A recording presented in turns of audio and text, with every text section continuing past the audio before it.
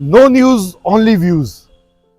आज हमारे साथ है जबलपुर संस्कारधानी के वरिष्ठ पत्रकार गंगाचरण मिश्र। ये नो न्यूज ओनली व्यूज में सबके इंटरव्यू लेते हैं, तो आज ये हमारा इंटरव्यू लेने आए थे। तो मैंने कहा नहीं, सबसे पहले हमारे दर्शकों को आपके न्यूज और आपके व्यूज मालूम होने चाहिए।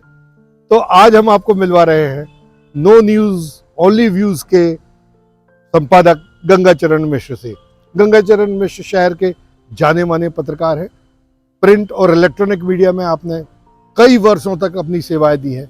एक निर्भीक, निडर और बहुत ईमानदार पत्रकार के रूप में आपकी छवि है। अभी आप BTV न्यूज से सेवानिवृत्त हुए हैं और नो न्यूज ओनली व्यूज एक अलग तरह का जो चैनल शुरू किया है, इसके लगातार सब्सक्राइबर बढ़ रहे हैं। लोग ये जानना चाहते हैं कि शहर के जो वरिष्ठ लोग हैं, जो प्रमुख लोग हैं, उनके किसी भी मामले में क्या व्यूज होते हैं। तो आज हम संपादक जी से जानना चाहते हैं। संपादक जी, ये बताइए कि आखिर जब आपने सेवानिवृत्ति ली, उसके बाद ये क्या मन में आ गया आपके कि जब सब तरफ न्यूज चल रही थी, आपने व्यूज का चैनल बना दिया? पहले तो संजीव भाई बहुत बहुत हम स्वागत करें कि आज मैंने एक तरह से ऐसा होता है कि हम आए थे आपके लिए और आप हमसे ही बात कर रहे हैं। निश्चित तौर पर ये बात पूछी जाना चाहिए और ज़रूरी भी है। क्या हुआ कि जब हम BTV से सेवानिवृत्त हुए, बहुत दिनों तक खाली थे। अपने ही साथी लोगों ने मुझे हौसला दिया कि यार कुछ नया करो, YouTube पे चैनल शुरू करो। तो मन में आया कि न्यूज़ तो सभी दिखाते हैं, व्यूज़ पे कौन बात करता है। और आजकल ज़रूरी है कि आप न्यूज़ के अलावा व्यूज़ पे आएँ, क्योंकि जब आप व्यूज़ देते हैं तो लोगों की बातें पता चलती हैं, लोगों के भीतर क्या कुछ घट रहा है, क्या कुछ घुमड़ रहा है।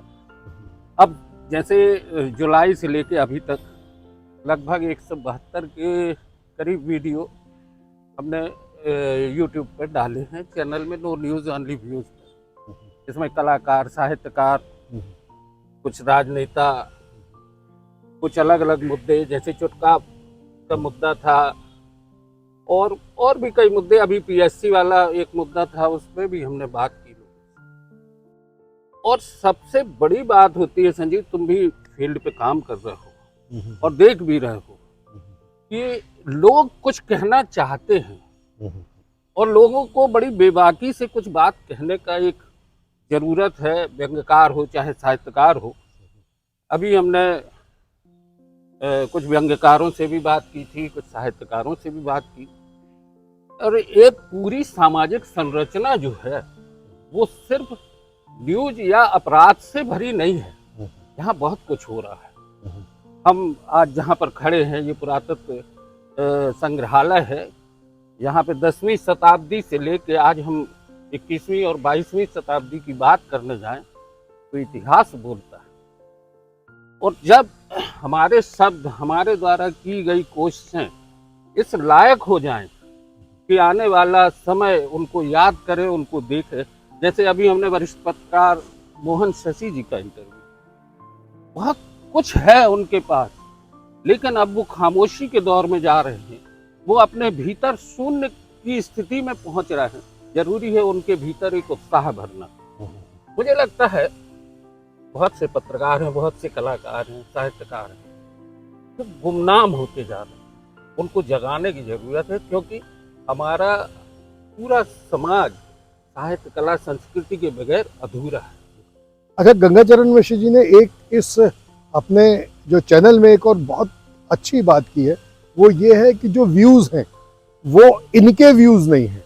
जो भी हमारा आपका अतिथि होता है, वो जो भी बोलना चाहे, क्योंकि मैंने अभी देखा कि विभिन्न विचारधाराओं के लोग आए, कांग्रेस के थे, भाजपा के थे, RSS वालों से भी आपने चर्चा की है, बहुजन समाज पार्टी वालों से भी आपने चर्चा की है। तो ये नहीं है कि ये चैनल जो है किसी एक विचारधारा से बंधा हुआ है। नहीं, ऐसा कुछ नहीं रखा है। हम ना किसी एक राजनीतिक विचारधारा से, ना किसी एक धार्मिक उससे।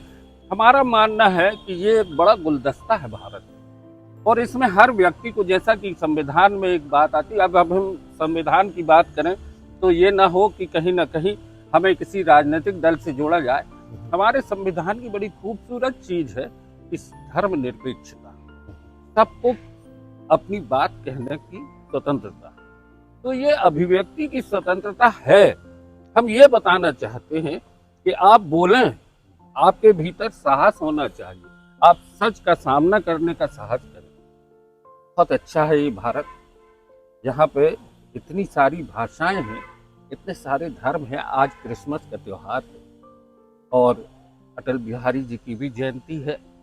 उनका भी वो भी एक बड़े नेता हैं जिनको कि हम आदर्श भी मान सकते हैं। हम आपको याद दिलाते हैं गंगाचरण जी, आपको हमने और आपने और गिरीश पांडे जी ने और शहर के कई सारे वरिष्ठ पत्रकार जो अब आपके जैसे संपादक की श्रेणी में हैं, इन सब लोगों ने अटल बिहारी वाजपेयी जी को 3 से 4 बार जबलपुर में इंटरव्यू किया है। और शायद आपको याद होगा कि एक बार ये जो अपना पत्रकार संघ का कार्यक्रम था समदड़िया होटल में, उसमें मैं, आप, गिरीश पांडे जी, हुनैद जमाल, विप्लव अग्रवाल जी, मनीष गुप्ता जी, ये सब साथ में ही बैठे थे जब अटल बिहारी वाजपेयी जी आए थे। राजेश मालवी जी चित्र उतार रहे थे उस दौरान। अटल जी जैसा व्यक्ति और उन जैसा राजनेता मैं समझता हूं कि अब नहीं है। अटल जी में जो संवेदनाएं थी, अटल जी जिस तरीके, एक तो वो बहुत संवेदनशील व्यक्ति थे। हमें याद है कि एक बार जब वो एक मत से, एक वोट से सत्ता से बाहर हो गए थे, उसके बाद फिर जब दोबारा से आए थे तो जबलपुर डुमना विमानतल पर हम, काशीनाथ और बहुत सारे लोग थे जी।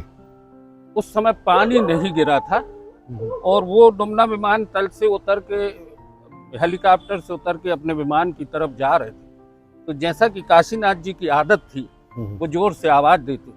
उन्होंने कहा, अटल जी हम लोग बहुत देर से खड़े हैं आपके 2 शब्द सुनने के लिए। वो तुरंत लौट के आए। उमा भारती जी थी और उनका वो सेंटेंस, वो बोलने का अंदाज कि मौसम खुशगवार है, ये जैसे ही उन्होंने बोला, उसके बाद पता नहीं कहां से पानी गिरने लगा। बिल्कुल, बिल्कुल। और जो बारिश की संकेत थे वो मिल गए। हालांकि वो उतना ही सेंटेंस बोल के चले गए थे, लेकिन वो पत्रकारों के बीच में आए।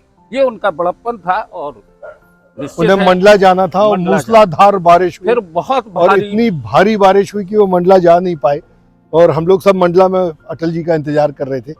जब काफी समय बाद फिर उन्हें मंडला जाना हुआ। तो इस तरह आपकी पत्रकारिता में मुझे ऐसा लगता है कि ना सिर्फ अटल बिहारी वाजपेयी बल्कि ऐसे सैकड़ों हजारों, अडवाणी जी की रथ यात्रा भी अपन ने, मैं वही जानना चाह रहा था कि आपके सबसे ज्यादा यादगार 1-2 प्रसंग बताएं आप। परसाई जी के साथ आपका बड़ा समन्वय रहा, आपने बहुत सारे इंटरव्यू किए। परसाई जी इस शहर में न सिर्फ जबलपुर के लिए बल्कि हिंदी साहित्य के लिए एक बड़े व्यंग्यकार साहित्यकार थे। परसाई जी का सानिध्य मिलना भी एक बड़ी चीज होती है।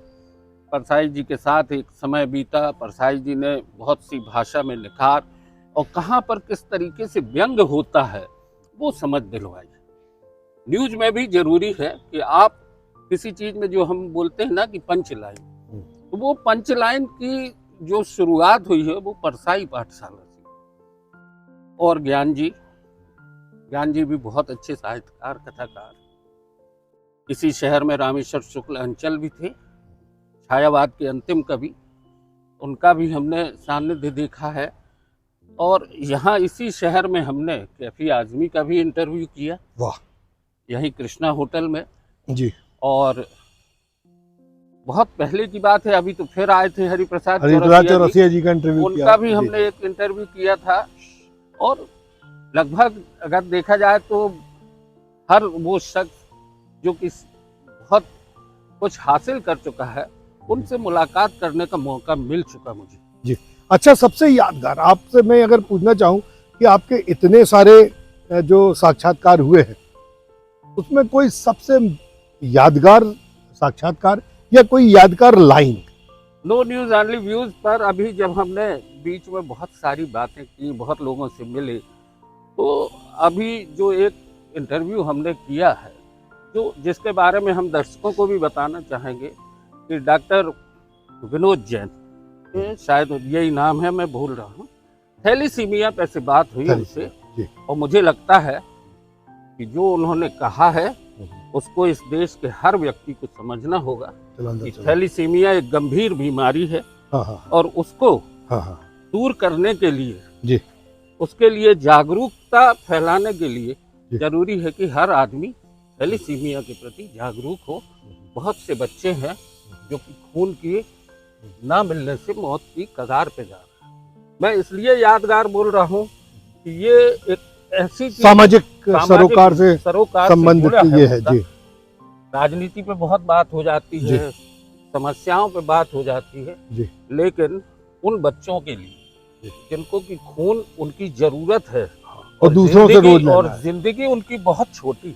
जी जैसे जैसे वो बड़े होते हैं वैसे वैसे खून की जरूरत बढ़ती जाती है। तो दोस्तों, संजीव भाई, हम भी आपसे आप अपेक्षा करेंगे। नहीं, हम आपके साथ फिर एक बार बहुत आराम से इंटरव्यू करेंगे, आराम से बैठेंगे। हम आपसे कुछ दो चार चीजें और जानना चाहते हैं। एक और बहुत अच्छी जी, चीज बोले। जी जी निहाल तांबा जी एक बहुत अच्छे शायर हुए थे। हाँ हाँ उनकी लाइन मुझे कभी कभी याद आती है और मैं लोगों को सुना भी देता हूँ कि तू गुनहगार हो के पारसा क्यों है, मुझे तो तेरे ईमान पे शक है, तू अमीरों के बीच बैठता क्यों है। ये मैं पत्रकारों से कहना चाहूंगा कि आप एक गरीब आदमी के साथ जुड़ें, उसके दर्द को समझें, क्योंकि उसके पास उसकी जिंदगी के बहुत से अनुभव हैं। इसलिए दोस्तों, मेरी कोशिश रही है और संजीव भाई कि मैं नो न्यूज़ के जरिए उन लोगों की बात लोगों तक पहुंचाने की कोशिश करना चाहता हूं जिनकी आवाज शायद पार्षद भी नहीं सुनता। ठीक बात है। अच्छा, एक बात और हम आपसे जान के फिर इस इंटरव्यू को ख़त्म करेंगे।